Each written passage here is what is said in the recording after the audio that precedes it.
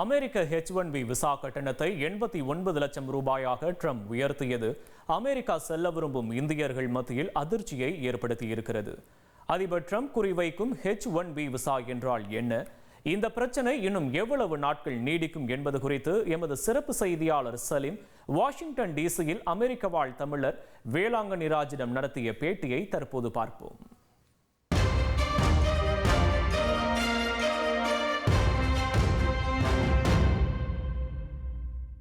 அமெரிக்காவுக்கும் இந்தியாவுக்கும் இடையில பல பிரச்சனைகள் போயிட்டு இருக்கு.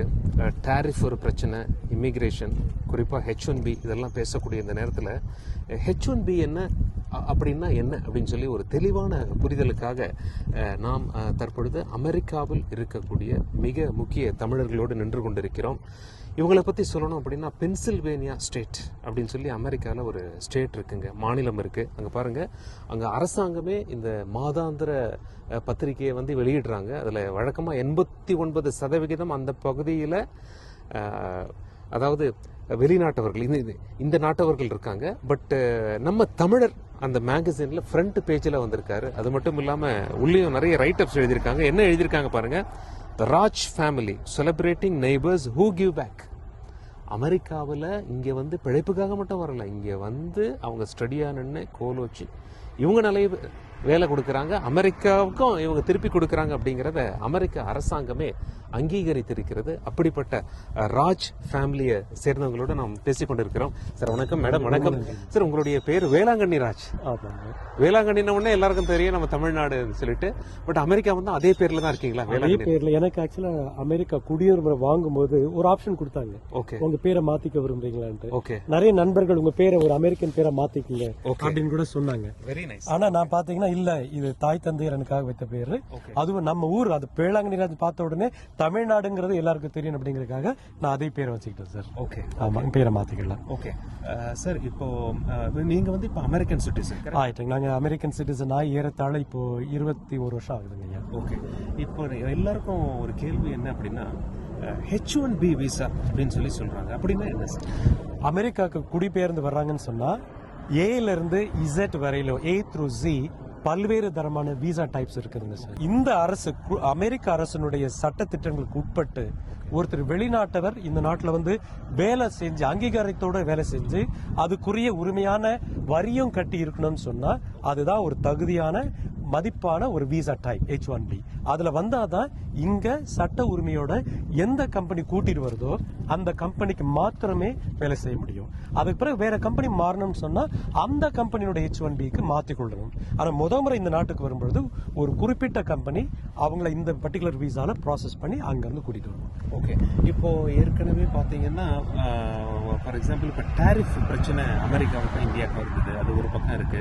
இந்த H1Bக்கு ஸ்பெஷல் ஃபீஸ் கட்டணும்னு சொல்லியிருக்காங்க. அதை பத்தி 2 வார்த்தை நம்ம ஆடியன்ஸுக்கு புரியுற மாதிரி சொல்லுங்க. இப்ப பாத்தீங்கன்னா இந்த H1B விசாக்கு இதுக்கு முன்னாடி ஒரு 3 வாரத்துக்கு முன்னாடி வரையிலையும் ஒரு H1B ஒருத்தர் விசாக்கு வரணும்னு சொன்னா அதிகபட்சம் பாத்தீங்கன்னா ஒரு 3000 இருந்து 5000 அமெரிக்க டாலர்கள் தான் செலவாகும். முக்காவாசி இந்த இங்க இருக்கிற கம்பெனி அங்கிருந்து ஏன் கூட்டிட்டு வராங்கிற முதல் காரணமே பாத்தீங்கன்னா அவங்களுக்கு செலவு குறையணும் அப்படிங்கறத முன்னோக்கமே, அதனுடைய முக்கியமான நோக்கமே அதுக்காக தான். இல்லாட்டா இங்க இருக்கிற அமெரிக்கர்களை அவங்க வேலை வாய்ப்பு அமைத்திடலாம். ஆனா எதுக்கு வெளிநாட்டுல இருந்து கூட்டிட்டு வராங்க சொன்னா அவங்களுக்கு கொஞ்சம் சீப் லேபரா இருக்கும், அதே நேரத்தில் ஹைலி ஸ்கில்டாவும் இருக்கணும், விலை குறைவாகவும் இருக்கணும். அதுக்காக தான் அவங்க கூட்டிட்டு வர்றது. ஆனா இப்போ அதிபர் ட்ரம்ப் என்ன பண்ணிருக்காருன்னா அந்த $5000 $100,000 மாத்திருக்காரு. 1% இல்ல, 2% இல்ல, ஏறத்தாழ 20 மடங்கு உயர்த்தி இருக்கிறாரு. இதான் அவர் அறிவிச்சிருக்கிறாரு. இது வந்து பெரிய ஒரு பீதியையும் ஒரு அன்சர்டனிட்டியும் உருவாக்கி இருக்குது. இந்த அன்சர்டனிட்டி எப்போ முடியும் சார்? முடிவுக்கு வர வாய்ப்பு இருக்கா, இல்ல பதட்டம் இன்னும் அதிகரிச்சுன்னு தான் போதும்? நல்ல சரியான கேள்வி கேட்டீங்க. இந்த பதட்டம் குறைஞ்சது ஒரு 3 மாதமாவது நீடிக்கும். ஏன்னா இந்த மாதிரி ஒரு பெரிய சட்டத்திட்டம் மாறும் பொழுது இது இங்க இருக்கிற காங்கிரஸ் மூலியமா தான் அப்ரூவ் ஆகி வரணும். எப்படி நம்ம ஊர்ல நம்ம சட்டசபை மூலியமா தான் மசோதா அமல்படுத்த முடியுமோ அதே மாதிரி இங்க காங்கிரஸ் அப்படிங்கிற மூலியமா எல்லாரும் ஓட்டு போட்டு தான் வரணும். ஆனா அதிபர் ட்ரம்ப் என்ன பண்ணிருக்காருன்னா எக்ஸிகியூட்டிவ் ஆர்டர் மூலியமா அதை பண்ணிருக்காரு. அவர் யாரை பத்தியும் கவலைப்படாம நான் வாக்குறுதி அளிச்சிருக்கிறேன், நான் பிரசிடென்ட் ரன் பண்ணும்போது அந்த எலெக்ஷன் கேம்பெயின்ல நான் தேர்தல் வாக்குமூலம் கொடுத்திருக்கிறேன், இந்த நாட்டுக்காக இந்த மக்களுக்காக நான் தீவிரமா உழைப்பேன் அப்படின்னு சொல்லி சொன்னாரு. அந்த தீர்மானத்தை நிறைவேற்றுவதற்காக அவரா பிரசிடென்ட் பதவியை எடுத்து எக்ஸிகியூட்டிவ் ஆர்டர் மூலியமா இதை ஏற்றிருக்கிறாரு. எக்ஸிகியூட்டிவ் ஆர்டர் மூலியமா போட்டதுனால அது உடனே அமலுக்கு வந்துட்டு. ஆனா இப்ப என்ன பண்ணுவாங்கன்னா காங்கிரஸ்ல இருக்கிறவங்க அவரை கொஸ்டின் பண்ணுவாங்க. அதுக்கு பிறகு இதுக்கு மேல சட்ட ரீதியா நிறைய பேர் வழக்கு போடுவாங்க. ஆனா இந்த வழக்கெல்லாம் இங்க இருக்கிற உச்ச நீதிமன்றம் சுப்ரீம் கோர்ட்டுக்கு போய் அவங்க அதை எடுத்து வழக்காடி முடியறதுக்கு எப்படியும் 3 மாசம் ஆயிரும்.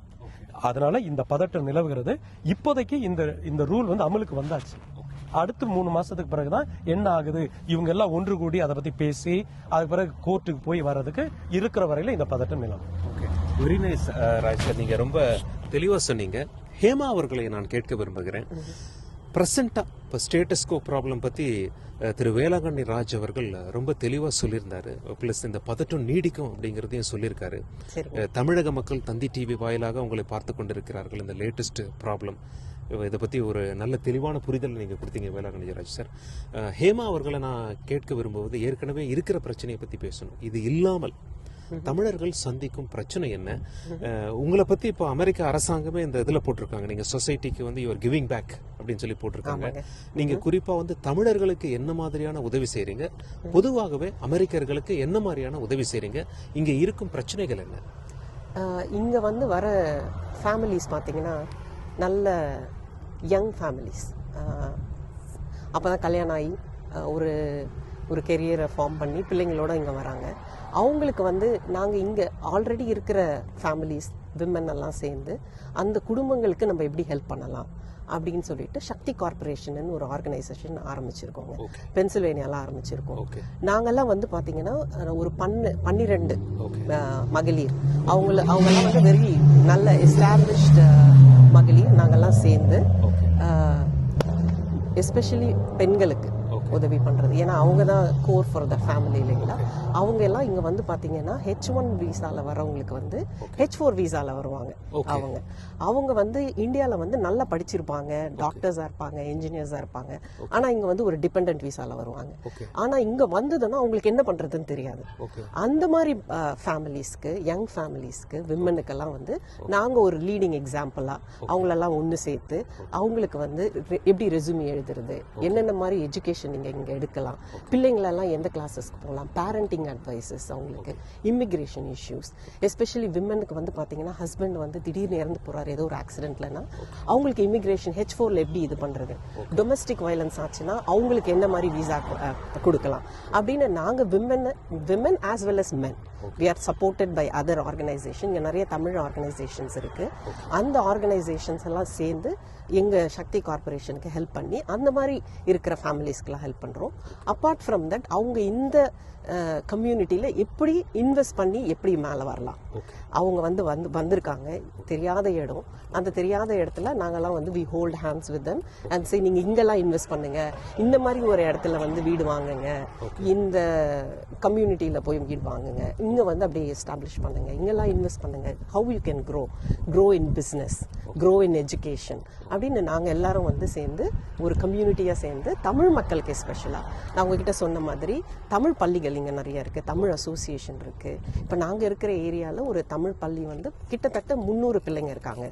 அந்த 300 பிள்ளைங்களுக்கும் எவ்ரி ஃப்ரைடே வெள்ளிக்கிழமை ஆனா ஈவினிங் அந்த பிள்ளைங்க ஸ்கூல் முடிச்சு ரெகுலர் ஸ்கூல் முடிச்சு வந்துட்ட பிறகு நாங்க எல்லாரும் அந்த விமன், நிறைய women and few men are also டீச்சர்ஸா போய் ஒரு 2 hours அவங்களுக்கு வந்து தமிழ் கலாச்சாரம், கல்ச்சுரல் ப்ரோக்ராம்ஸ், மயிலாட்டம், ஒயிலாட்டம் எல்லாமே நம்ம அங்கே தமிழ்நாட்டில் என்னெல்லாம் நடக்குதோ அதெல்லாம் அவங்களுக்கு வந்து நாங்கள் சொல்லி தந்து அவங்கள வந்து மேல் கொண்டு வரோம்.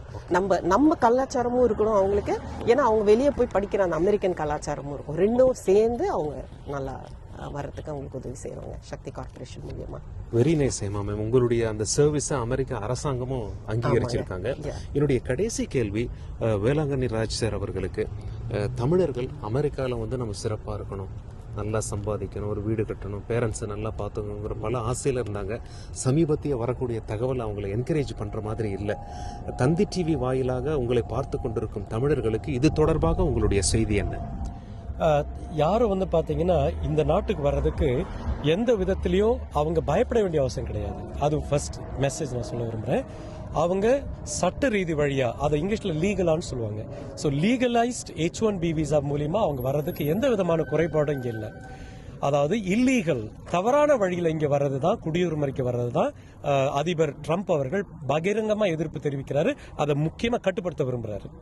லீகலா அவங்க வரும்பொழுது எந்த விதமான தவறும் கிடையாது. அவங்க தொழிற்சாலை, அவங்க வேலை பார்க்கிற அந்த கம்பெனி மூலியமா இன்டர் ஆஃபீஸ் டிரான்ஸ்ஃபர் மூலியமாவோ இல்ல ப்ராப்பர் H1B மூலியமாவோ வர்றதை எல்லாரும் அனுமதிக்கிறாங்க. அதனால அவங்க படித்திருக்கிற படிப்பாளுக்கு ஏற்ற மாதிரி மாஸ்டர்ஸ் படிச்சிருந்தாலோ இல்ல PhD இருந்தாலோ அவங்களுக்கு ஏற்ற இங்க இருக்க கம்பெனி ஹை ஸ்கில்டு ஒர்க்கர்ஸா இருக்கிறதுனால அவங்களுடைய கம்பெனி கூட்டிட்டு வரும்போது அதுல எந்த விதமான குறைபாடும் கிடையாது. மிக்க நன்றி சலீம் ஐயா, உங்களை பார்த்ததுல எங்களுக்கு ரொம்ப சந்தோஷம். ஏற்கனவே உங்களை பற்றி நாங்கள் அமெரிக்காவில் உங்களை பற்றி ரொம்ப பார்த்து ரொம்ப கேள்விப்பட்டிருக்கிறோம். உங்களை நேரடியாக சந்திக்கிறது ரொம்ப மகிழ்ச்சி.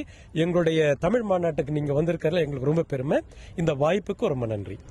Thank you Velankanni Raj sir. திரு வேளாங்கண்ணி ராஜ் அவர்கள், ஹேமா அவர்கள் 2 பேரும் ரொம்ப தெளிவாக சொன்னாங்க. H1B விசா பிரச்சனை என்றால் என்ன, இந்தியர்கள் குறிப்பாக நம்ம தமிழர்கள் அமெரிக்காவில் அவர்களுடைய நிலை என்ன, H1B விசா பிரச்சனை அடுத்த 3 மாதம் எப்படி இருக்கும், ப்ளஸ் லீகலாக அமெரிக்கா வர்றதுக்கு பயப்படாதீங்க. இந்த பிரச்சனை மேபி தற்காலிகமாக ஒரு முடிவுக்கு கூட வரலாம், பட் கொஞ்சம் காலங்கள் ஆகும் என்றே தெரிகிறது என்று ரொம்ப அழுத்தம் திருத்தமாக தமிழர்களுக்கு நம் தமிழ் மொழியில் ரொம்ப அழகாக சொன்னாங்க. அமெரிக்க மண்ணிலிருந்து தந்தி செய்திகளுக்காக சலீம்.